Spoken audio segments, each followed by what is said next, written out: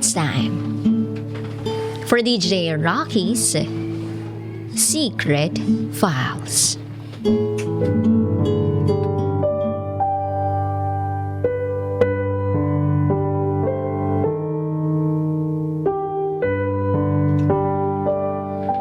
Sorry kung minsan naiisip ko na ipagdamot ka. Ganun lang siguro ako ka-in love sa'yo.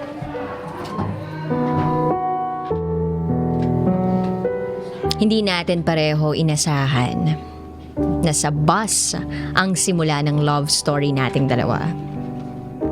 Natatandaan mo pa ba yung panahon na una nating pagkikita? Hindi tayo pareho nakasakay sa iisang bus.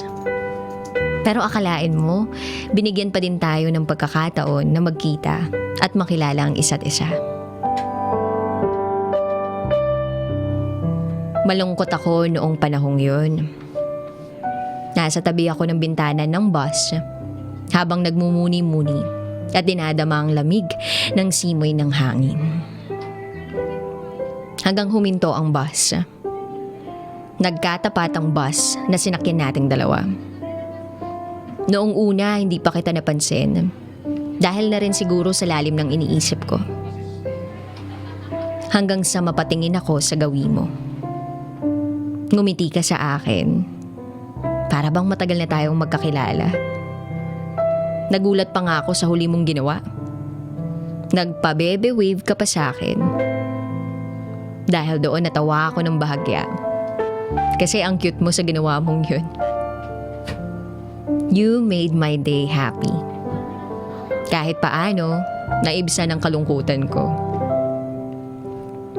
Hanggang sa umandar na yung bus, na kung saan nakasakay ka, sinundan ko pa ng tingin yung bus na may halong lungkot. Ni hindi ko man lang natanong yung pangalan mo.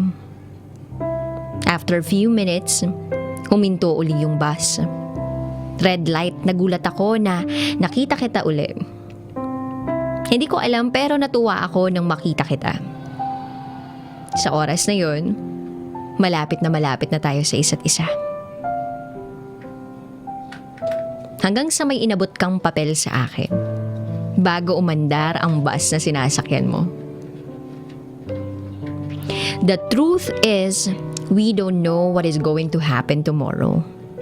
Life is like a crazy ride. At ang pangalang nakalagay?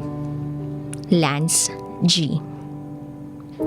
Yan ang nabasa ko sa papel na ibinigay mo. Napaisip ako bigla noong oras na yun. Kahit paano, pinalakas mo ang loob ko. Sayang nga lang, kasi hindi mo kinumpleto yung full name mo. Paano kita makikita uli? Magkikita pa nga ba tayo uli? Dahil interesado ako sa'yo, sinubukan kong i-search kita sa social media. Lahat na yata ng apelidong nag-uumpisa sa G ay ginamit ko bilang apelido mo. Pero hindi pa rin kita makita. Halos mawalan na ako ng pag-asa noon. Buwan na ang lumipas pero hindi na kita muling nakita.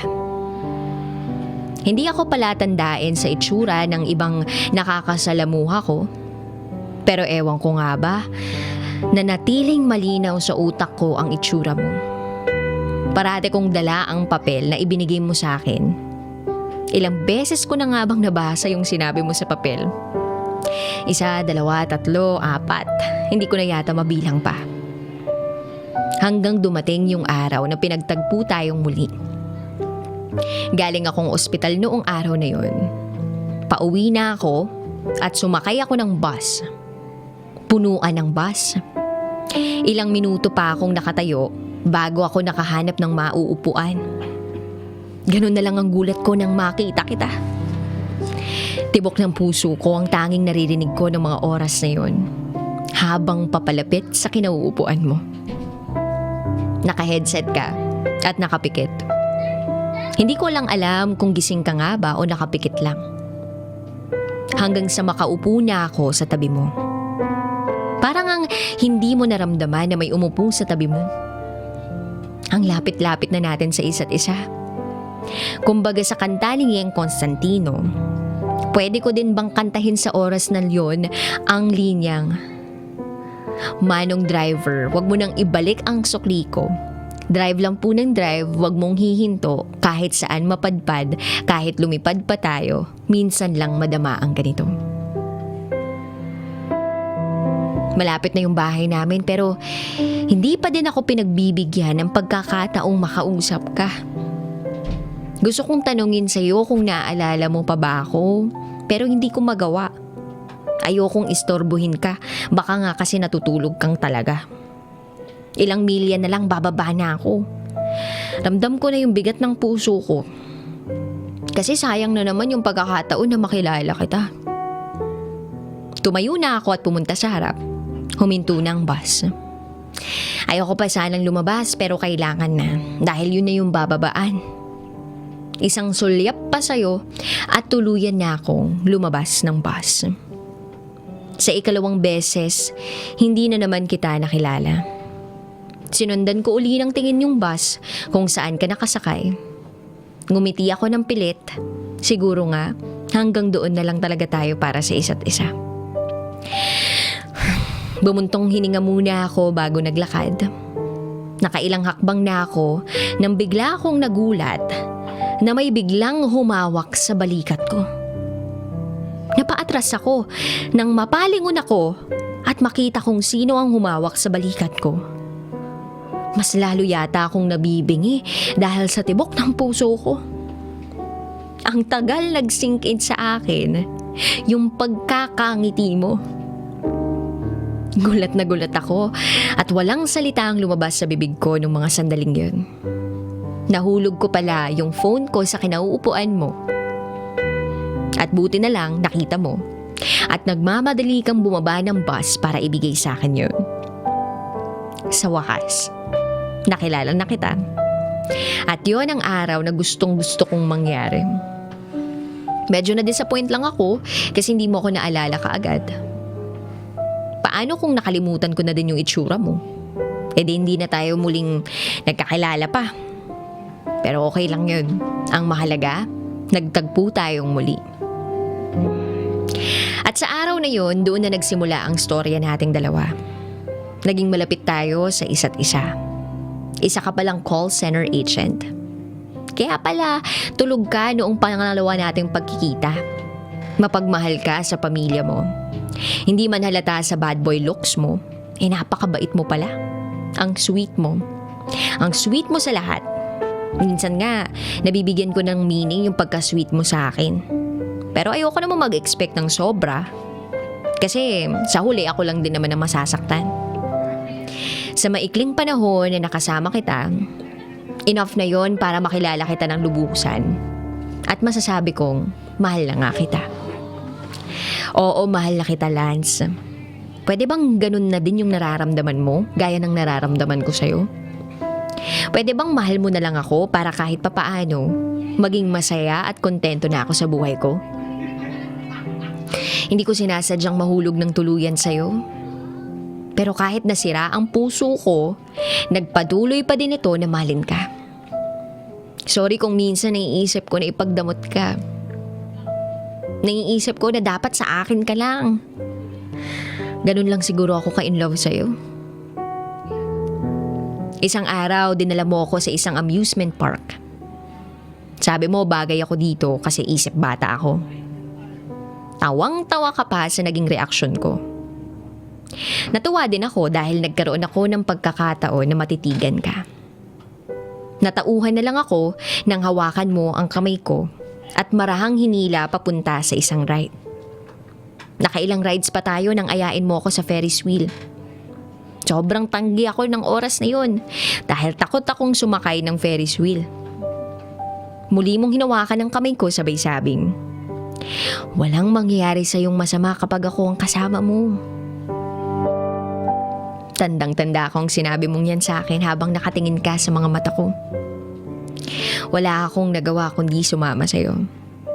Sobra lang yung kaba ko pero eto ka sa tabi ko para i-cheer up ako. Kaya lumalakas yung loob ko. Nagsimula nang umikot ang Ferris wheel, hindi naman pala ganun nakakatakot. Bumabagal na ang ikot hanggang huminto tayo sa pinakatuktok.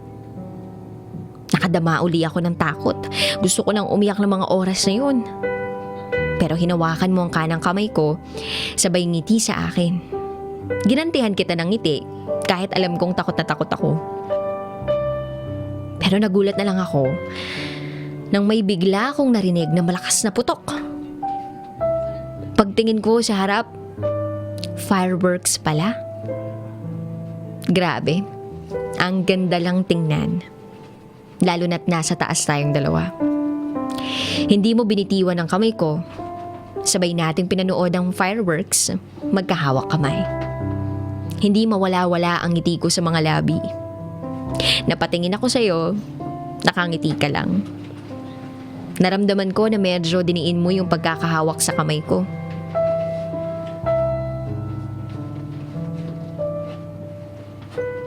At tinanong mo na ako,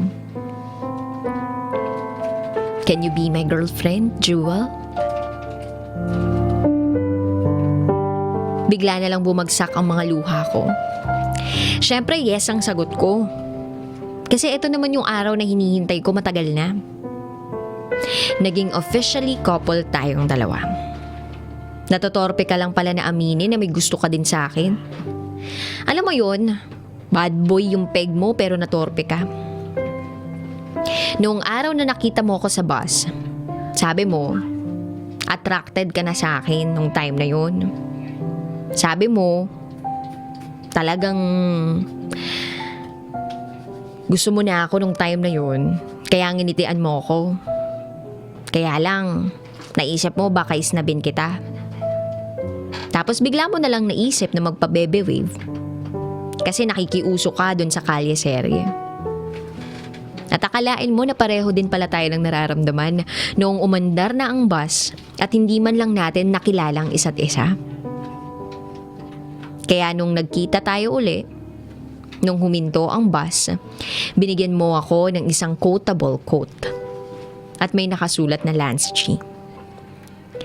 Tinanong ko kung anong meaning ng G. At sinabi mo, gwapo. Lance, gwapo pala yun. At yun din ang nakalagay sa name mo sa Facebook. Ikinuwento mo pa nga din yung pangalawang pagkikita natin. Nakita mo na pala ako nung nakatayo pa lang ako sa loob ng bus. Nang alam mong sa pwesto mo ako uupo, pumikit ka.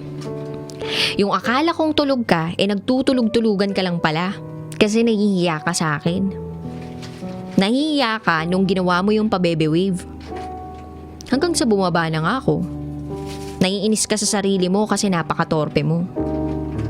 Hanggang sa nagkaroon ka ng pagkakataon nang maiwan ko yung cellphone ko sa kinauupuan ko. Hindi ka na nagpaligoy-ligoy pa na sundan ako. Buwan na ang lumipas pero parang kahapon lang nang umamin ka sa akin at sinagot kita. Kumbaga sa bulaklak, napaka-fresh pa din ng pagmamahala natin. Halos araw-araw mo pa rin ako nililigawan kahit tayo naman na. Swerte ko sa'yo kasi hindi mo lang sa salita ipinapakita na mahal mo ko, kundi pati sa gawa. Pero parati mong sinasabi na hindi, maswerte ako sa'yo kasi ikaw ang naging girlfriend ko. At kahit tayo na, kinikilig pa rin ako. Para akong isang teenager kong kiligin. Parati tayong sabay magsimba tuwing linggo. Minsan dito natin pinagkukwentuhan ang mga plano natin in the near future. Dito natin plano magpakasal, magpabinyag ng mga magiging anak natin at iba pa. Hindi man excited na akong dumating ang araw na yon. Pero hindi lahat ng magkarelasyon puro saya. Dumating tayo sa point na nagkaproblema tayo. Hindi dahil ng babae ka o nagkulang o kulang tayong time sa isa't isa, kundi dahil sa sekreto ko na matagal ko nang itinago sa'yo. Nagalit ka sa akin nang malaman mong itinago ko ang sakit ko sa'yo. Ginawa kong dahilan kaya madalas akong hindi makahinga ay may asthma ako. Pero ang totoo, may sakit ako sa puso. Bata pa lang ako, nakitaan na may butas ang puso ko. Habang tumatagal, lumalaki ito ng lumalaki.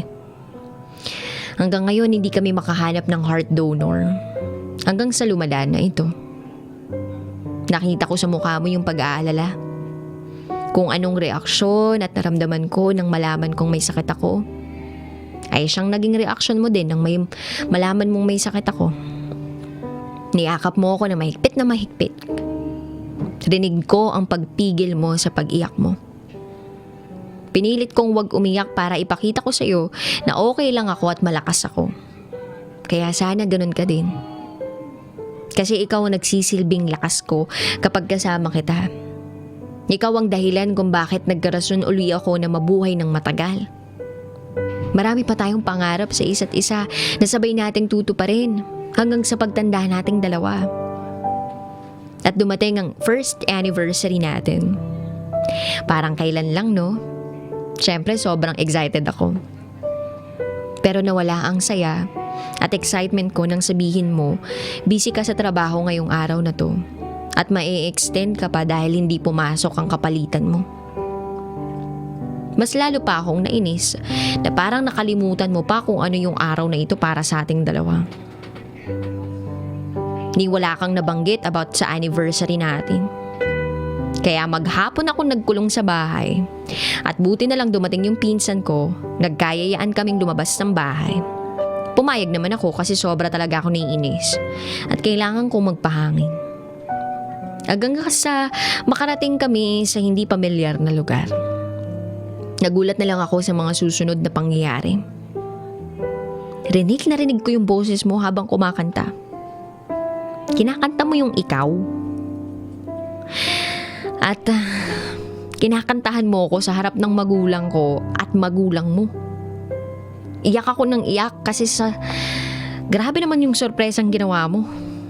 Hindi naman kagandahan boses mo, pero sa pandinig ko para kang isang anghel na kumakanta sa harapan ko ng mga oras na yun.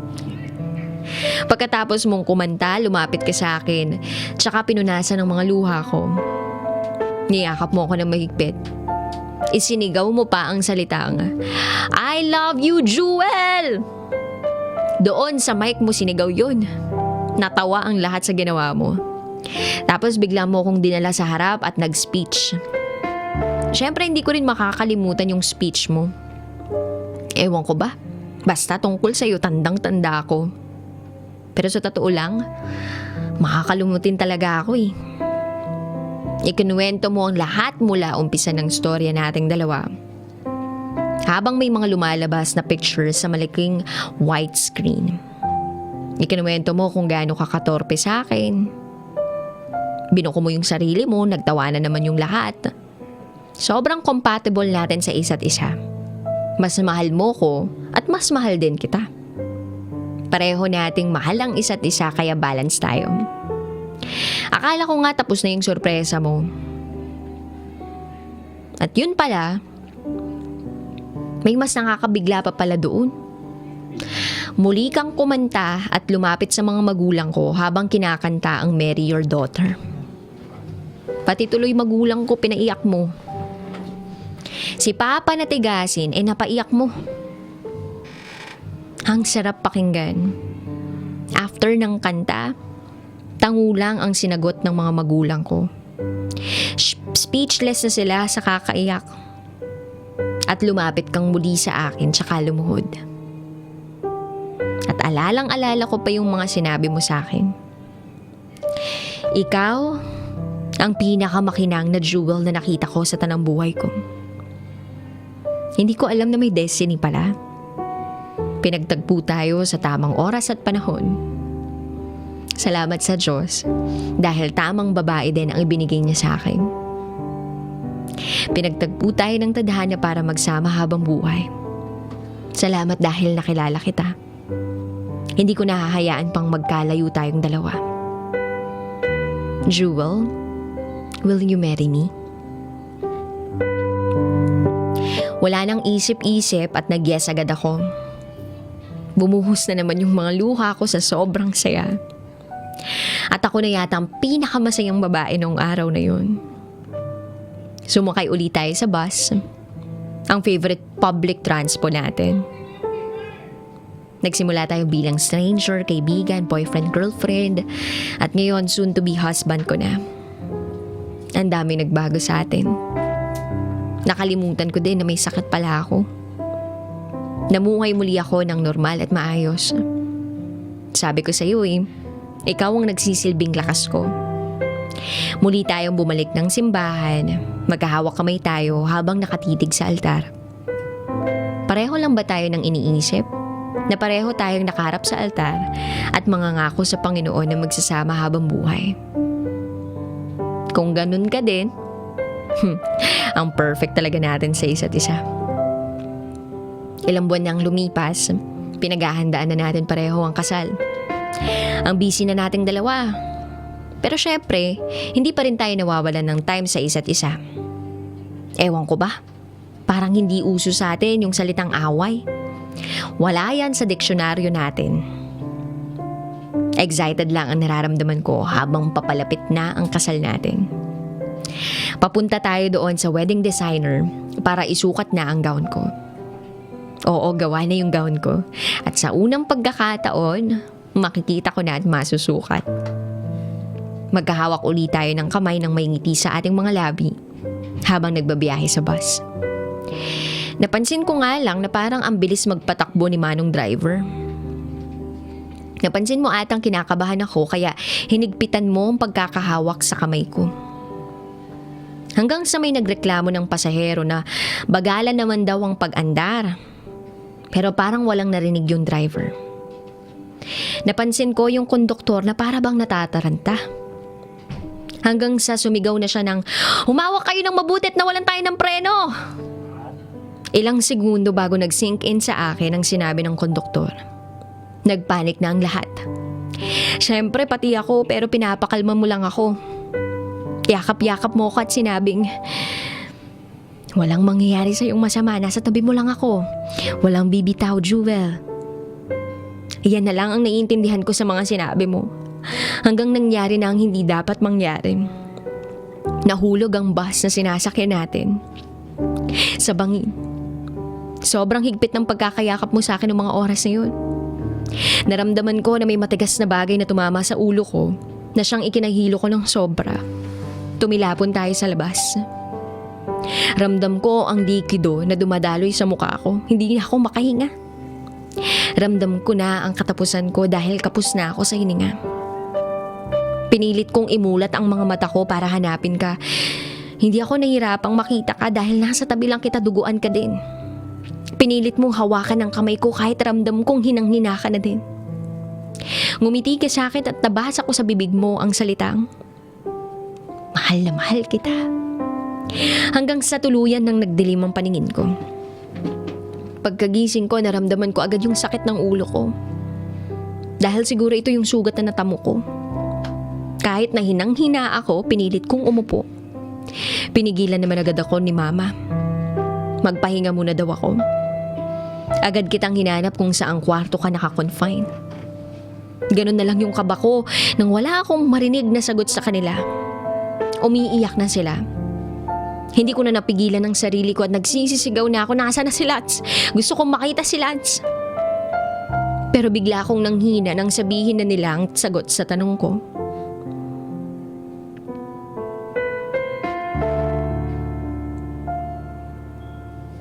Dead on arrival. Nang dumating sa ospital. Hindi ako makapaniwala. Gising ka pa noon nung huli kitang nakita, hindi ba? Ngumiti ka pa nga sa akin, hindi ba?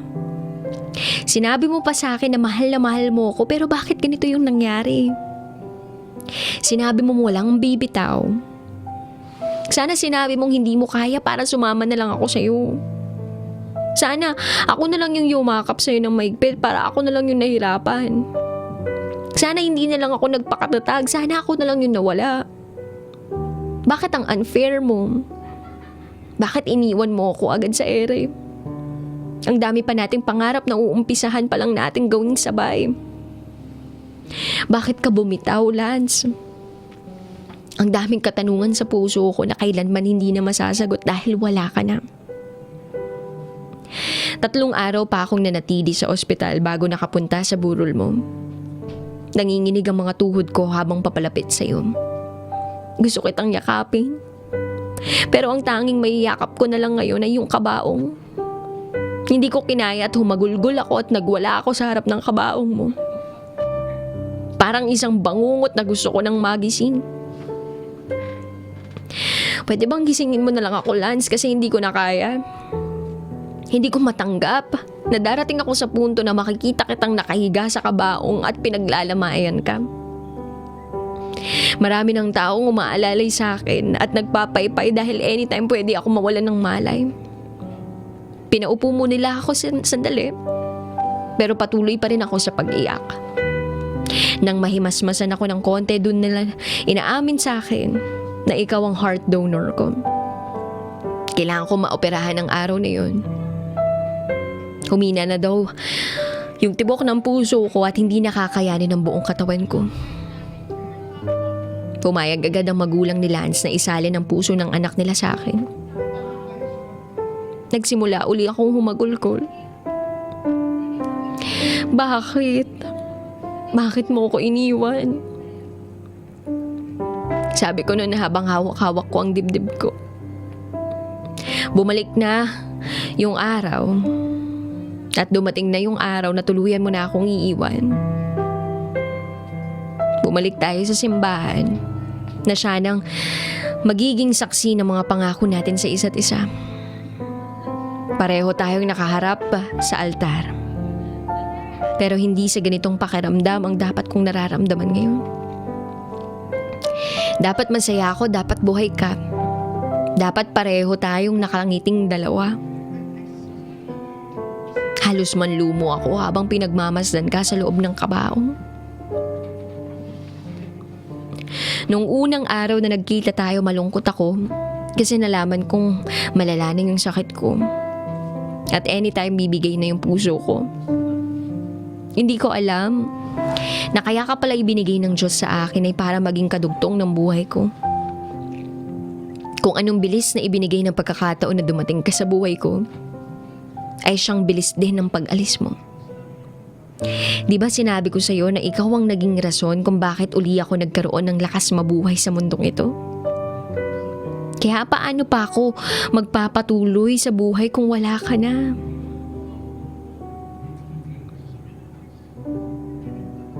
Makalipas ang 1 taon, parang kahapon lang ang sakit na nararamdaman ko. Bumalik ako sa puntod mo. Nilinis ko pa ang lapida mo. Natupad ko na ang isang kahilingan mo. At alam mo ba kung ano yun? Yun ay ang mabuo tayo bilang isang pamilya. Nakikita mo ba ngayon yung anak mo? Isinunod ko siya sa pangalan mo. Hans. Napakagandang pangalan, hindi ba? Kamukhang kamukha mo siya. Salamat dahil kahit nawala ka, hindi mo ko hinayaang mag-isa. Nag-iwan ka ng taong papawi uli ng lungkot ko. Salamat sa lahat.